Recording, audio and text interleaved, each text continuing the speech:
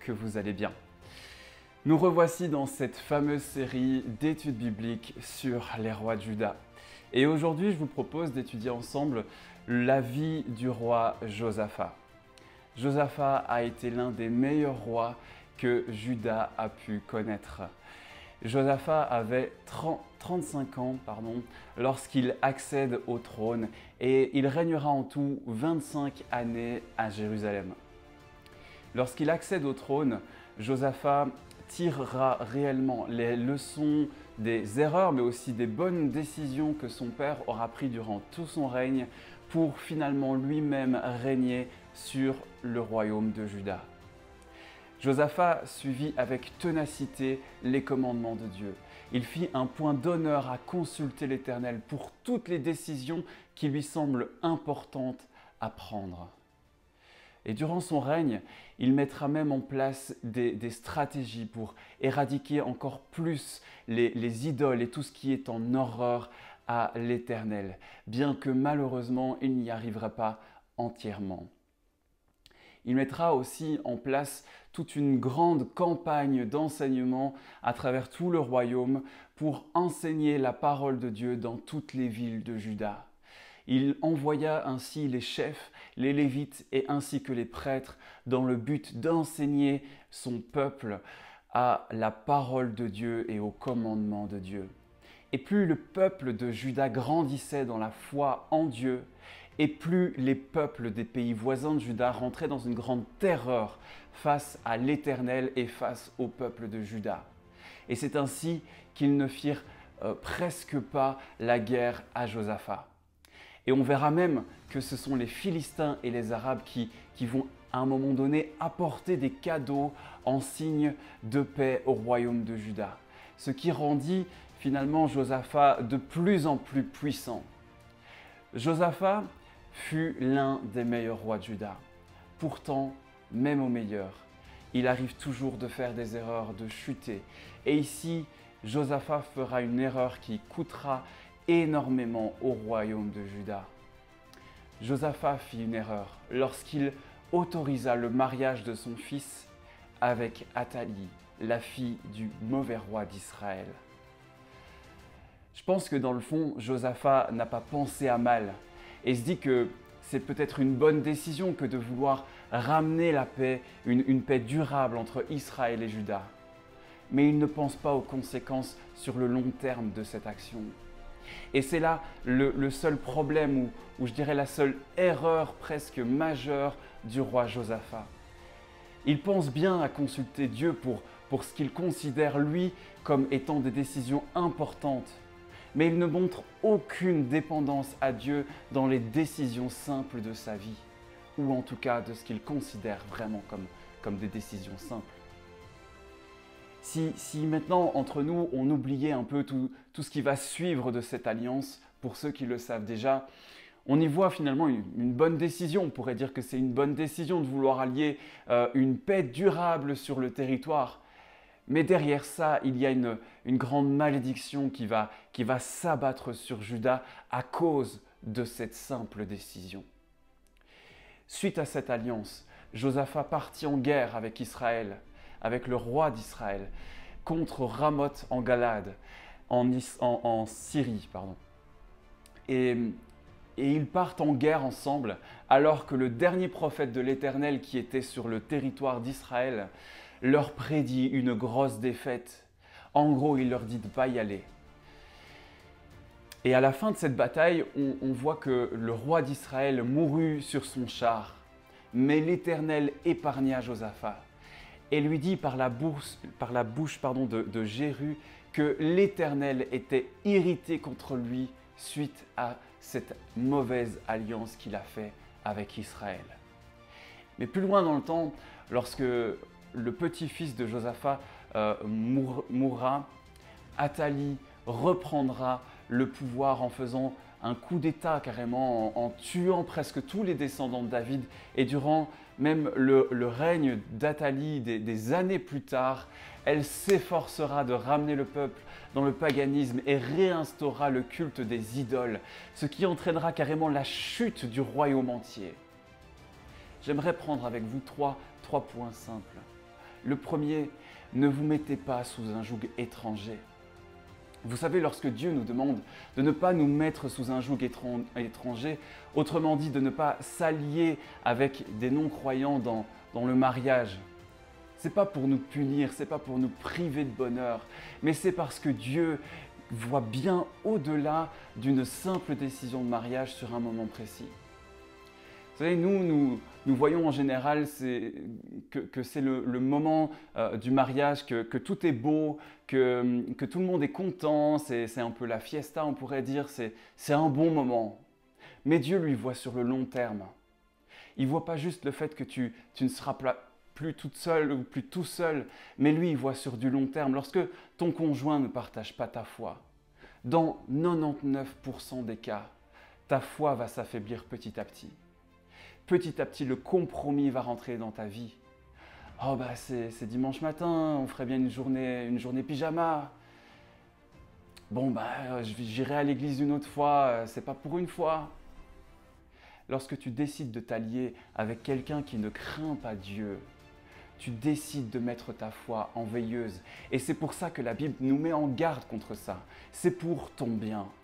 Et si vous saviez le nombre de personnes qui tombent dans ce piège et se retrouvent 10 ans plus tard dans une rencontre avec le pasteur ou avec des anciens, avec une vie dans un état pitoyable, ne sachant même plus quoi faire. C'est vraiment triste à voir. Et pour revenir à l'histoire de Josaphat, j'aimerais encore reprendre 2 points. Le deuxième point, c'est consulter Dieu en tout temps. Parfois, on pense qu'une décision qui paraît anodine n'a pas, entre guillemets, besoin de l'accord de Dieu par exemple, on n'a pas vraiment besoin de l'accord de Dieu pour acheter un nouveau téléphone. Ou bien on n'a pas besoin de l'accord de Dieu pour acheter une nouvelle maison, de nouveaux vêtements ou juste décider de ne plus côtoyer une personne parce qu'elle nous a fait du mal. On évite parfois de consulter Dieu.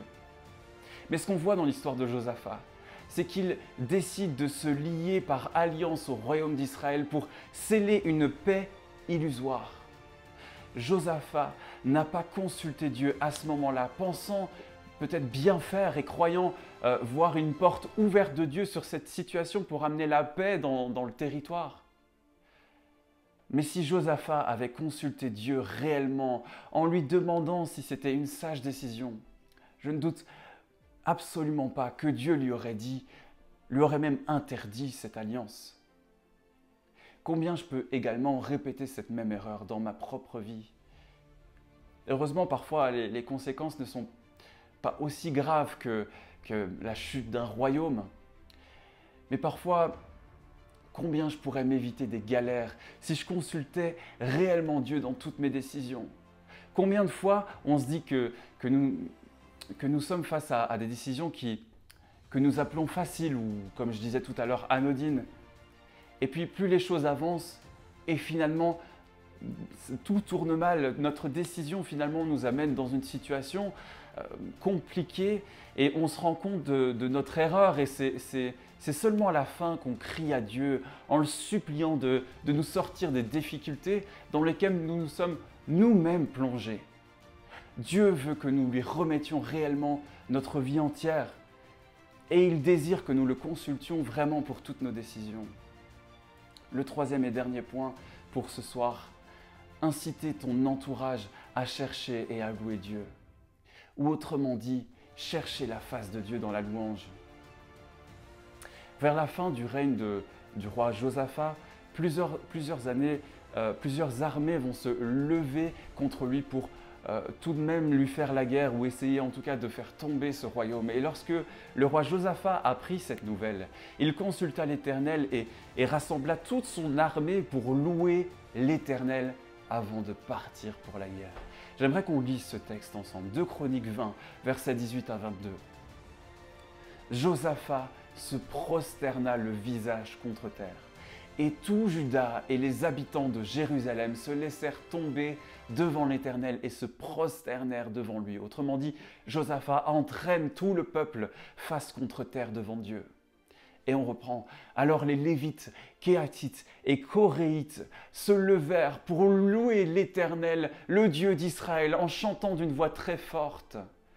Le lendemain matin, ils se levèrent tôt et les hommes se mirent en route pour le désert de Tekoa. Au moment du départ, Josaphat leur adressa la parole. « Écoutez-moi, hommes de Juda et habitants de Jérusalem. Faites confiance à l'Éternel votre Dieu et vous serez invulnérables.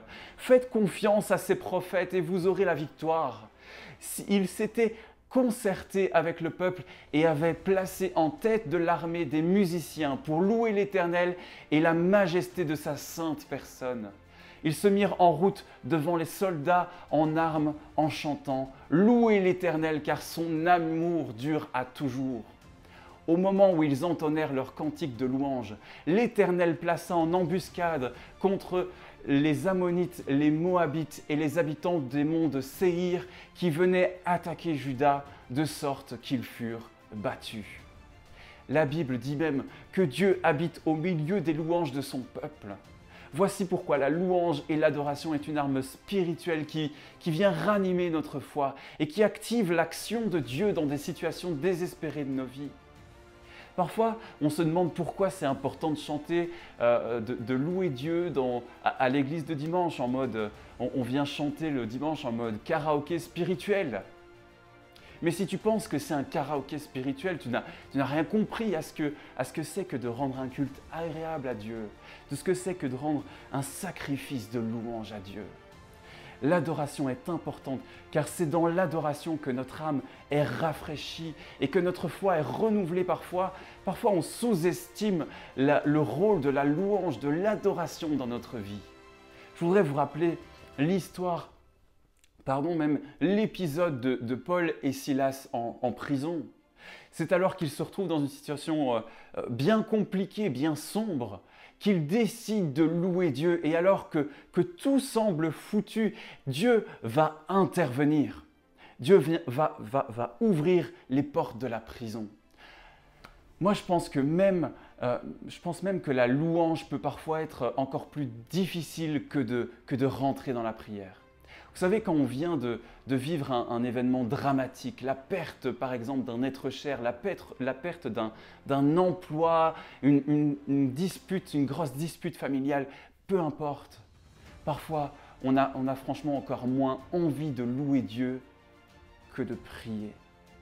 Déjà prier dans un moment pareil, ça demande vraiment du courage. Mais louer Dieu dans un moment comme les plus sombres de nos vies, c'est encore quelque chose de plus compliqué. C'est quelque chose qui nous prend aux tripes. Pourtant, c'est dans un temps d'adoration où tu vas crier à Dieu avec des paroles qui ont été parfois inspirées, que Dieu va te bénir, que Dieu va te renouveler, te donner la force pour vraiment traverser cette épreuve d'une façon qui rend gloire à Dieu. Et dans un monde dans lequel nous vivons, dans une période dans laquelle nous vivons, je pense que nous avons besoin encore plus que jamais de rechercher la présence de Dieu également dans des temps d'adoration. Et bien que nous ne puissions pas nous réunir ensemble en assemblée pour louer Dieu en assemblée, moi je pense que nous avons assez d'outils sur Internet que pour rentrer dans la présence de Dieu, que pour pouvoir adorer notre Dieu avec force. Oui, bien sûr, c'est un combat également. C'est un combat parce que lorsque nous sommes en assemblée, finalement, nous sommes portés par l'assemblée pour louer Dieu. Mais lorsque nous sommes tout seuls, nous devons nous-mêmes porter nos cris, nos besoins vers Dieu. Je voudrais en tout cas que vous soyez encouragés par ce que je viens de vous dire et j'espère vraiment que Dieu a pu parler peut-être à l'un ou l'autre. Je terminerai par la prière. Seigneur, je te remercie pour ta parole, pour ta présence, Seigneur. Merci parce qu'à travers la vie de Josaphat, nous pouvons voir que même dans des temps où tout semble fini, où tout semble sombre, lorsque nous nous approchons de toi, lorsque nous nous humilions devant toi, alors tu interviens et tu viens à notre secours. Dans notre louange, lorsque nous plaçons finalement ce combat d'adoration devant toi, alors tu honores ces cris, ces chants de louange. Seigneur, merci parce que tu es un Dieu fidèle. Et je te prie vraiment de bénir chacun qui regarde maintenant ou plus tard cette étude biblique. Amen. Voilà, j'espère que ça a pu en tout cas vous enrichir et je vous dis à la prochaine fois.